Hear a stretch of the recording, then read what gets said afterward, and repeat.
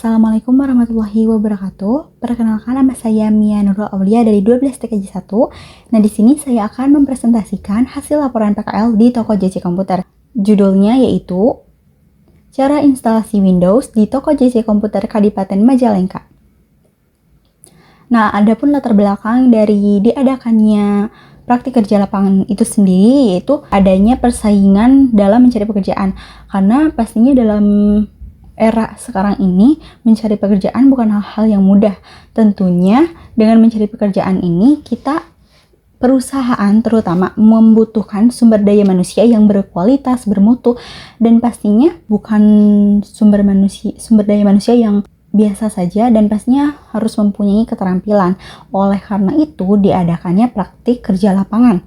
Nah, adapun arti dari praktik kerja lapangan itu sendiri adalah satu kegiatan yang wajib diikuti oleh siswa sekolah menengah kejuruan ataupun SMK yang pastinya akan memberikan pengalaman dan pengetahuan baru.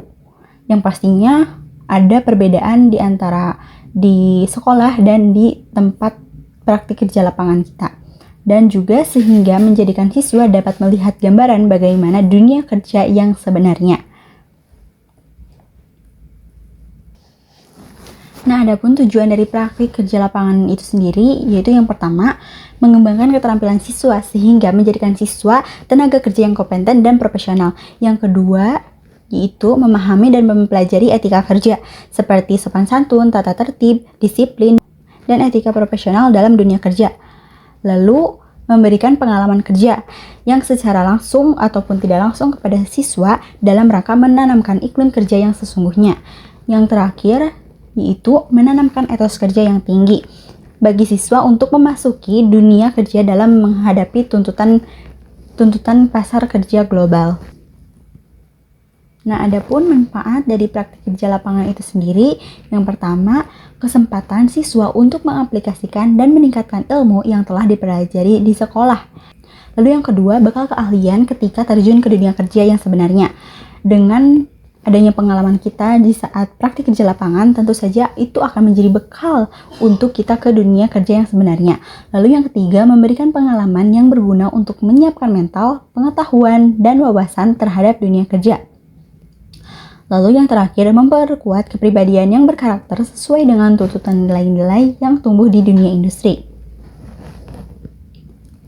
Gambaran umum perusahaan, ini adalah gambar tempat di mana saya menuntut ilmu ketika PKL, yaitu di JC Komputer.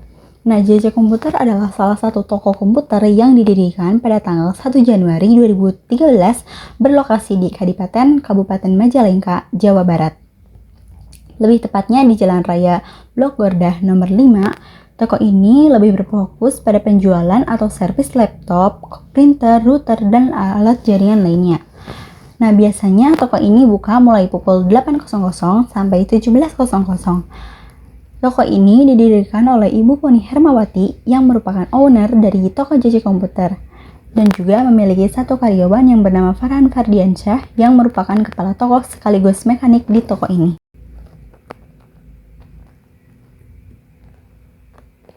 Nah, ini adalah dasar teori yang akan kita bahas nantinya. Saya akan membahas tentang Windows. Nah, Windows sendiri adalah sebuah sistem operasi yang dibuat oleh Microsoft dan digunakan di sebagian besar komputer pribadi di dunia.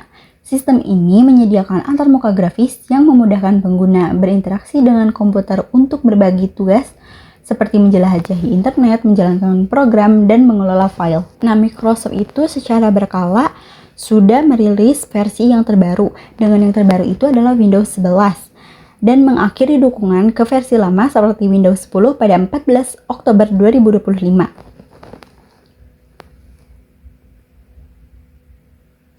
Ini adalah cara kerja instalasi Windows 11 di toko JC Komputer. Yang pertama, siapkan alat, bahan, dan media terlebih dahulu, yaitu laptop yang akan diinstal ataupun milik customer. Lalu ada flash disk minimal 8 GB yang sudah berisi ISO file. Nah, lalu langkah selanjutnya adalah kita harus membackup terlebih dahulu file penting yang berada di lokasi local disk C. Lalu untuk berjaga-jaga agar tidak lupa di saat kita nanti akan menginstal Windows-nya, kita fotokan atau catat disk beserta dengan kapasitas dan free space-nya. Lalu, kita bisa merestart laptop kita. Nah, jika sudah, langsung pasangkan flash disk yang berisi ISO file Windows.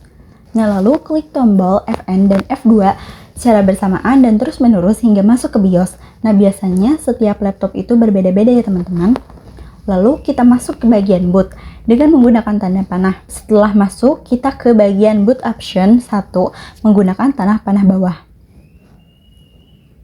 Jika sudah terblok boot option satunya, kita klik enter, lalu kita pilih nama flash disk kita menggunakan tanda panah bawah kemudian enter. Nah, maka tampilan boot option satunya sudah menjadi nama flash disk yang kita gunakan. Kalau misalnya kita menggunakan flash disk SanDisk, otomatis di sana akan tertera nama flash disk SanDisknya itu. Nah, lalu kita klik F10 jika tidak bisa. Kita bisa gunakan tanda panah untuk bergeser ke bagian save dan exit, lalu enter. Nah, akan muncul tampilan seperti ini. Nah, lalu kita klik enter. Di sini ada tulisan save configuration and exit. Kita klik enter untuk memilih yes. Nah, kita masuk ke tampilan pemilihan bahasa, waktu, dan gaya keyboard. Nah, untuk language to install-nya, yaitu untuk bahasanya, kita pilih United States-nya. Lalu bagian time and quality formatnya kita bisa ganti ke Indonesia ataupun United States. Dan untuk keyboard or input method kita gunakan US. Lalu kita next. Nah, nanti akan muncul tampilannya seperti ini ya teman-teman. Nanti akan muncul tampilan install now. Nah, kita klik aja bagian tulisan install now-nya. Nantinya si laptop itu nantinya akan memuat ulang. Setelah memuat ulang, kita pilih Windows versi berapa yang akan kita install di laptop atau PC kita. Nantinya akan muncul tampilan Windows berapa yang akan kita install di laptop kita. Ada Windows 10, Windows 10 Pro, Windows 11, Windows 11 Pro, dan lain sebagainya. Nantinya akan muncul syarat dan ketentuan. Nah, kita tinggal centang aja bagian tulis I accept the license terms-nya, lalu kita next. Nah, lalu kita pilih yang bagian bawah yaitu custom install Windows only advanced. Nah, di sini ada pilihan ya teman-teman. Nah, jadi kita klik yang bawah ini ya. Tadinya kan si bloknya itu di yang atas, kita pindahkan ke yang bawah. Nah, nantinya kita akan masuk ke bagian menghapus partisi. Nah, tadi kan kita sudah memfotokan. Jadi kita samakan dengan yang foto tadi.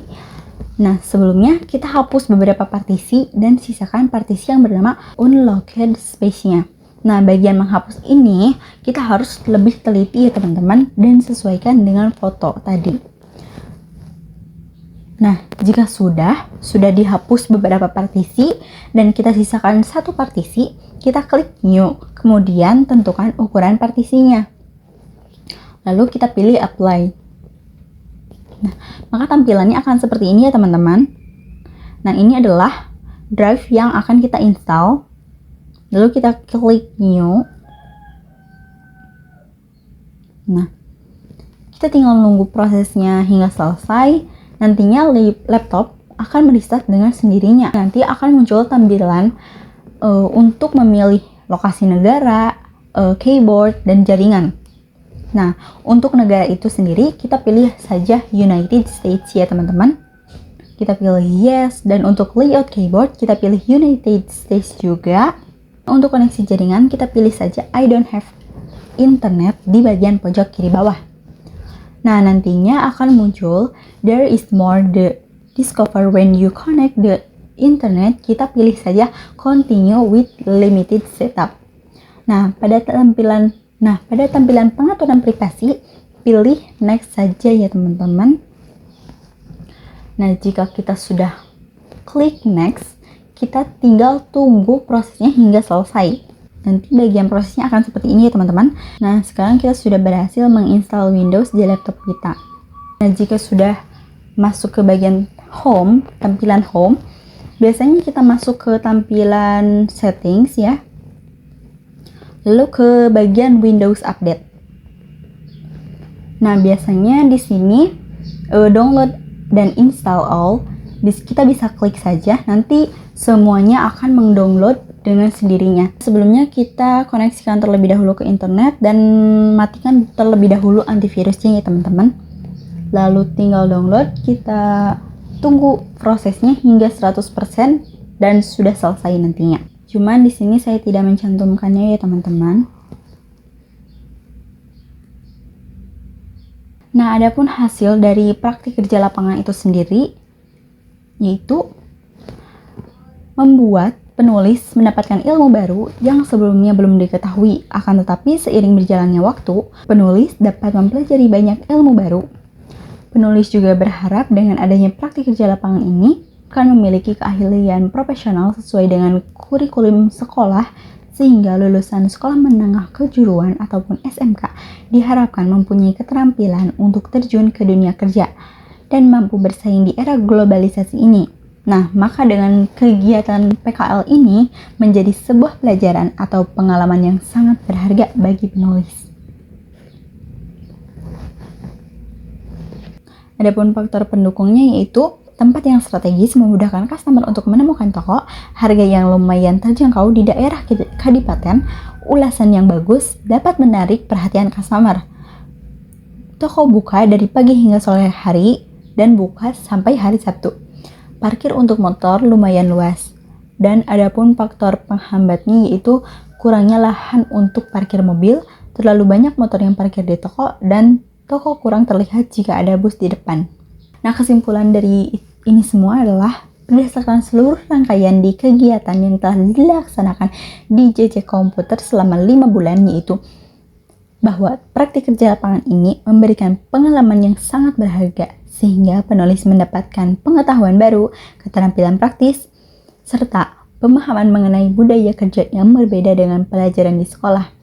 Praktik kerja lapangan ini merupakan sarana efektif untuk mengimplementasikan teori teknik komputer jaringan yang didapat di sekolah dengan praktik langsung di lapangan, dan juga membantu penulis dalam melatih kedisiplinan, tanggung jawab, kerjasama, serta dunia kerja yang sesungguhnya. Sekian paparan laporan PKL dari saya. Mohon maaf bila ada kesalahan. Terima kasih.